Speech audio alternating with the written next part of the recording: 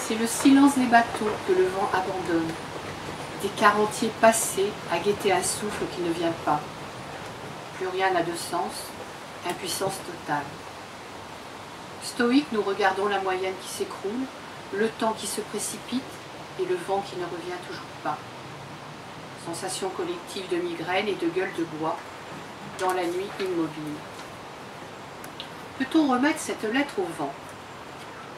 Et si vous ne reveniez jamais, qu'il vous prenait l'envie comme cela, sans même dire au revoir, là que vous devez être de balayer la crasse des villes, de disperser les fumées empoisonnées des usines, de secouer des fils électriques et des panneaux de signalisation, pour vous retrouver quelques mètres plus loin à tourbillonner dans l'odeur pestilentielle des décharges, sans compter que vous vous déchirez les rafales sur les milliers d'antennes et de câbles dont les villes sont hérissées.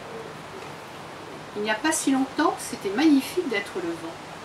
Vous apportiez des senteurs selon les saisons, effeuilliez des roses, courbiez des blés, faisiez faire des loopings aux oiseaux, arrachiez des feuilles mortes, séchiez le linge.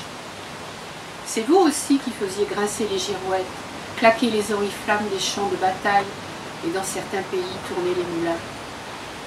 Certains jours, plus polissons, vous emportiez les chapeaux et souleviez les jupes. Mais surtout, pendant plus de 2000 ans, c'est vous qui emmeniez les bateaux. Pas un voyage sur la mer sans vous, pas de Christophe Colomb, pas d'Amérique, pas d'Australie, pas de Polynésie. Jusqu'il y a 100 ans, pas un grain de café ni une lettre d'amour qui ne soit arrivé sans votre aide. Il faudrait une vie pour raconter tout ce que vous nous avez permis de faire. Jadis, tout le monde le savait, et vous saviez que vous étiez utile et aimé. Et en Méditerranée, berceau des civilisations, on avait coutume de dire « Quand vous n'êtes pas là, c'est la galère ». Aujourd'hui, les moulins tournent au nucléaire, les sèche-linges aussi, les roses poussent dans des serres en plastique, plus personne ne porte de chapeau et les filles ont des collants sous leurs jupes.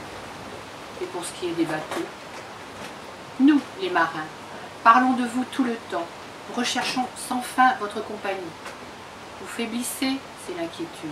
Vous partez, c'est le drame.